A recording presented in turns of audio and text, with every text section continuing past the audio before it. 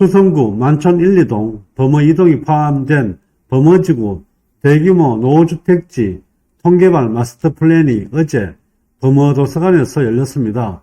많은 분들이 참석하셔서 많은 관심을 보였었는데 오늘은 그와 관련해서 어떻게 개발되는지 내용을 한번 살펴보도록 하겠습니다.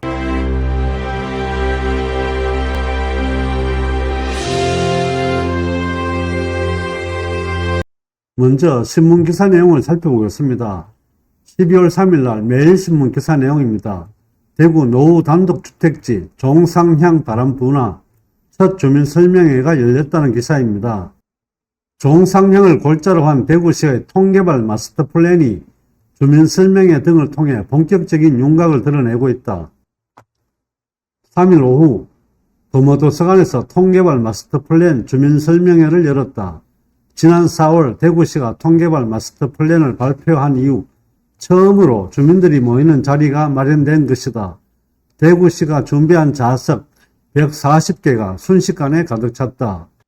대구시는 수성구청 맞은편 범어지구를 대상으로 통개발 마스터 플랜의 기본 개념과 추진 절차 등을 설명했다. 그동안은 일종 일반 주거지역으로 4층까지만 건축이 가능했으나 대구시가 마련한 통개발 마스터 플랜에 따라 20층 이상 공동주택 건립도 가능해졌다. 대구시는 지난 4월에 대규모 노후주택지와 관련되는 내용을 발표했었는데 대상 지역은 만촌 1, 2동과 범어 2동이 포함되는 범어지구, 수성구 황금 2동, 중동, 상동, 두산동, 지산 1동이 들어가는 수성지구, 남구 대명동과 달서구 일부가 들어가는 송현지구, 북구 상격 1동 1원 상격지구 4개 지역을 발표했습니다.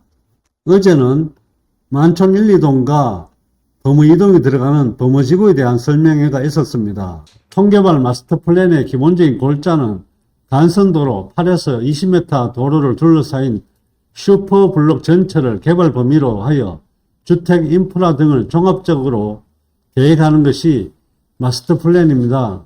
통개발 마스터 플랜은 대구형 5분 동네를 지향을 하게 되는데 걸어서 5분 만에 일상생활에 필요한 시설과 서비스에 쉽게 접근할 수 있고 우리 동네로 인식되는 대구형 신개념 동네라고 볼 수가 있는데 범어지구 같은 경우에는 총 12개의 표준 모델이 있습니다. 이 표준 모델을 4개씩 묶어서 하나의 합작 모델로 연결하는 그런 계획을 가지고 있습니다. 저층부 10%, 중층 20%, 고층 70%가 되겠습니다. 저층은 4층 이하가 되겠습니다. 중층은 19층 이하, 고층은 20층 이상이 되겠습니다. 표준 모델이 되었던 합작 모델이 되었던 주변에는 이렇게 산책로를 만든다는 것이 기본적인 개념이라고 보시면 될 것 같습니다. 중간에 이렇게 공원도 조성하고 산책로를 조성하게 됩니다. 물론 또 중심부에는 공유공원도 조성을 하게 됩니다. 범어지구는 B1, B2, B3, B4 이렇게 해서 총 B12까지 해서 총 12개의 표준 모델이 들어가게 됩니다. 그리고 4개씩 표준 모델을 묶어서 합작 모델이 생기게 됩니다. 즉 합작 모델 3개가 나오게 됩니다. 범례를 한번 살펴보시게 되면 동그라미로 표기되는 부분들이 있습니다. 여기는 간이공원이라고 보시면 되고 합작 모델 중앙에 전체 공유공원이 있게 됩니다. 토지 이용 계획에서는 흰색 부분으로 표기되는 부분들이 저층과 중층 부분이 들어가는 지역이고 분홍색으로 표기되어 있는 부분이 특성화 유도 지역입니다. 특히 B2 같은 경우에는 거의 대부분 야식거리라는 공원이 있어서 저층부로 구성이 되게 됩니다. 외곽지 쪽으로 대부분 저층부 구성이 되어 있습니다. 물론 이게 정답은 아닙니다. 대구시에서 기본적인 골격을 만들어줬을 뿐 주민들이 어떻게 추진하느냐에 따라서 계획은 바뀔 수가 있습니다. 다만 전체적인 골격은 이렇게 표준 모델 4개씩 해서 합작 모델 3개가 생긴다는 것은 변함이 없을 것 같습니다. 여기서 생각을 해봐야 되는 부분들은 표준 모델 4개씩을 다 각자 개발을 해야 되기 때문에 전체적으로 주민 동의를 받고 하는 데 있어서 시간이 많이 걸릴 것 같습니다. 범어지구뿐만 아니라 대구에서 발표한 대규모 노후주택지 통개발 마스터플랜의 개발 방식은 도시개발사업 또는 정비사업, 주택건설사업 세 가지 방법 중에서 주민들이 선택하는 방법에 따라서 달라질 수 있습니다. 결론적으로 이야기한다면 대규모 노후주택지 통개발 마스터플랜도 다른 특별한 방법으로 하는 것이 아니라 주민 동의를 받아서 이 세 가지 방법으로 진행을 하게 되는 것입니다. 다만 일반 주거 지역으로 4층까지 짓도록 되어 있는 부분들이 저층부, 중층부, 고층으로 해서 4층 이상 짓도록 해주는 것 외에는 특별한 것은 없다라고 보시면 될 것 같습니다.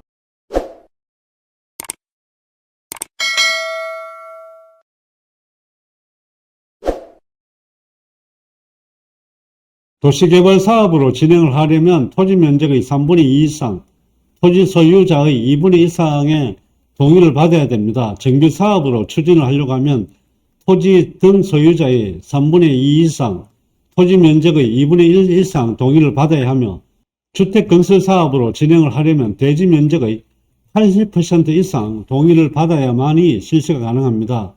통개발 마스터플랜은 틀을 만들어 놓았고 그 틀에서 어떻게 운영하느냐 하는 것은 결과적으로 추진위원회가 설립이 될 거고 주민들이 어떻게 동의를 하느냐에 따라서 달라질 수밖에 없습니다. 주요 계획사항입니다. 먼저 용적률과 인센티브입니다. 기반 시설 공유 및 인프라를 제공하면 용적률 인센티브를 제공하게 되고 평균 용적률 개념을 도입을 해서 다채로운 주택 조성을 위해 중층과 저층 주택지의 활용하지 못하는 용적률을 고층 주택지에서 사용할 수 있도록 용적률을 변화시켜 주게 됩니다. 여기서 나타날 수 있는 부분들은 저층부, 중층부, 고층부가 같이 들어가게 되는 부분들, 그리고 사업성이라는 부분에서 많은 검토가 필요하지 않을까 그렇게 생각을 하게 됩니다.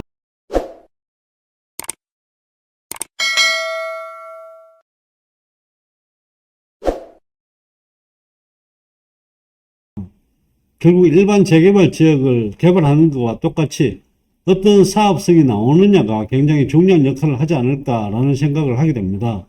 최근에 원자재 가격 상승이나 그리고 인건비 상승 등으로 인해서 분명 추가 분담금에 대한 부담을 많이 안을 수밖에 없는데 주민들의 지혜를 모아야 할 것 같습니다. 오늘은 만촌 1, 2동과 범어 2동의 범어지구의 노후주택지 통개발 마스터플랜과 관련해서 영상을 올렸습니다. 오늘의 영상이 시청자 여러분들께 도움이 되셨기를 바라며 좋아요와 구독도 꼭 눌러주시기 바랍니다. 감사합니다.